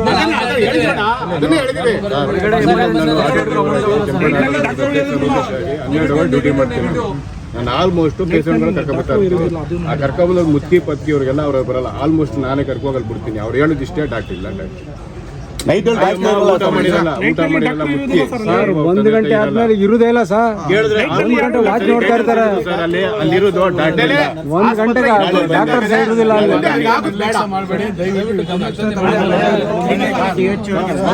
ಡಾಕ್ಟ್ರು ಗೊತ್ತಿರ್ತಾರೆ, ಹಿಂಗೆ ಡೋರು ಇಷ್ಟಿಗಿರ್ತದೆ. ಒಬ್ರು ಬರ್ಬೋದು, ಒಬ್ರು ಬಂದು ಟೇಬಲ್ ಅಲ್ಲೇ ತಡೆ ಇರ್ತದೆ. ಏನು ಅಲ್ಲೇ ನೋಡ್ಬಿಟ್ಟು ಹಂಗೆ ಕೊಡ್ಬಿಟ್ಟು ಚೀಟಿ ಅದು ಹಾಕೋದಿಲ್ಲ ಸರ್. ಪೇಷಂಟ್ ಹಿಂಗೆ ನಿಂತು ಕೇಳಬೇಕು ಸರ್ ಎದೇನೋ ಸರ್ ಒಟ್ಟು ತಲೆನೋವು ಸರ್ 3 ದಿನದಿಂದ ಅನ್ಬೇಕು ನೋಡುದಿಲ್ಲ ಸರ್, ಟೆಸ್ಟೇ ಮಾಡೋದಿಲ್ಲ, ಚೀಟಿ ಬರ್ತಿ ತಗೋ ಹೋಯ್ತಾವ್ರು ಅಂತ ಅಂದ್ಬಿಟ್ಟು ಅಂತ ಅಂತಾರೆ. ಒಬ್ಬ ಪೇಷಂಟ್ ಬಂದ ತಕ್ಷಣ ಸ್ಟೆಥೋಸ್ಕೋಪ್ ಇಟ್ಕೊಂಡು ಮುಂದೆ ಹಿಂದೆ ಎಲ್ಲ ನೋಡಿದ್ರೆ ಅರ್ಧ ಪೇಷಂಟ್ ಅರ್ಧ ಆರೋಗ್ಯ ಖಾಲಿ ಆಗೋದು. ಅಲ್ಲೇ ಮಾನಸಿಕವಾಗಿ ಸ್ವಲ್ಪ ಇದಾಗ್ತಾನೆ ಅವನು. ಇವ್ರು ಹಂಗಲ್ಲ. ಮನೆಗಳಿಗೆ ಹೋಗಿ 5 ಗಂಟೆ ಮೇಲೆ ಅವ್ರ ಮನೆಗಳಿಗೆ ಹೋಗಿ ಆರಾಮ ಕೂರ್ಸ್ಕೊಂಡು ಆರೋಗ್ಯ ವಿಚಾರಿಸ್ಕೊಂಡು ಟ್ರೀಟ್ಮೆಂಟ್ ಕೊಡ್ತಾರೆ. ಪ್ರಾಮಾಣಿಕವಾಗಿ ಒಳಗಡೆ ನಿಮ್ಗೆ ನೋಡ್ಬೇಕು. ನಮಸ್ಕಾರ ಸರ್, ಇವತ್ತಿನ ಹೋರಾಟದ ಸಮೀಪ ನೀವು ಬಂದಿದ್ದೀರಿ, ಇವತ್ತು ಅಹವಾಲನ್ನು ಸ್ವೀಕರಿಸಿದಿರಿ. ಈ ಒಂದು ಹೋರಾಟದ ಬಗ್ಗೆ ಎಲ್ಲರ ಅಭಿಪ್ರಾಯದ ಬಗ್ಗೆ ಅವ್ರಿಗೆ ಏನು ಹೇಳೋಕೆ ಇಷ್ಟಪಡ್ತೀರಾ ಸರ್? ಅದೇ ಎಲ್ಲರಿಗೂ ನಮಸ್ಕಾರ. ಸೊ ನಾನು ಜಿಲ್ಲಾ ಅಂದರೆ ಕುಟುಂಬ ಕಲ್ಯಾಣ DHR ಪರವಾಗಿ ಆದೇಶದ ಮೇಲೆ ಇಲ್ಲಿಗೆ ಬಂದಿದ್ದೇನೆ. ನಾನು ಒಬ್ಬ ಜಿಲ್ಲಾ ಮಟ್ಟದ ಅಧಿಕಾರಿ, ಸೊ ಡಿಸ್ಟ್ರಿಕ್ಟ್ TB ಆಫೀಸರ್ ಅಂತಾರೆ. ಸೊ ಇವ್ರು ಕೊಟ್ಟಿರೋ ಅಂಥ ಎಲ್ಲ ಮನವಿ ಪತ್ರ ಕೊಟ್ಟಿದ್ದಾರೆ. ಆಮೇಲೆ ತುಂಬ ಅವರು ಪ್ರಾಬ್ಲಮ್ಸ್ ಹೇಳ್ಕೊಂಡಿದ್ದಾರೆ.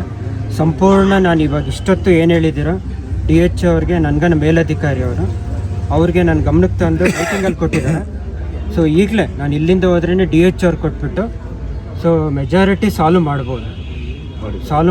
ಎಕ್ಸಾಂಪಲ್ ಟೈಮಿಂಗ್ಸ್ ಇರ್ಬೋದು, ಆಮೇಲೆ ಇಲ್ಲಿ ಏನು ಫೆಸಿಲಿಟಿ ಇದೆಯೋ, ಇವಾಗ ಡಾಕ್ಟರ್ಸ್ ಏನು ಪ್ರೊಸೀಜರ್ ಮಾಡಬೇಕು ಅದೆಲ್ಲ ಇಲ್ಲೇ ಮಾಡಬೇಕು. ಆಮೇಲೆ ಔಷಧಿಗಳು ತಾವು ಹೇಳಿದ್ದೀರ. ಸೊ ಇದೆಲ್ಲ ಏನೇನು ಸಾಲ್ವ್ ಆಗುತ್ತೋ ಅದೆಲ್ಲ ಇವತ್ತಿಂದನೇ ನಾನು DHRಗೆ ಹೇಳಿ, ಸೊ ನೀವು ರೈಟಿಂಗಲ್ಲಿ ಸಾರ್ವಜನಿಕ ಆಸ್ಪತ್ರೆ ಸಾರ್ವಜನಿಕ ಉಪಯೋಗ ಮಾಡಿ ಅವ್ರ ಗಮನಕ್ಕೆ ತಗೊಂಡ್ಬಂದು ಸೊ ನಾನು ಇಲ್ಲಿಂದ ಹೋದ್ರೇ DHR ನೋಟಿಸ್ ಬೋರ್ಡ್ ಅಲ್ಲಿ ಗಮನಕ್ಕೆ ತಗೊಂಡ್ಬಂದು ನಾನು ಇವತ್ತೇ DHR ಕೊಟ್ಟು ಇದನ್ನ ಏನೇನಾಗುತ್ತೋ ಅದನ್ನ ಸಾಲ್ವ್.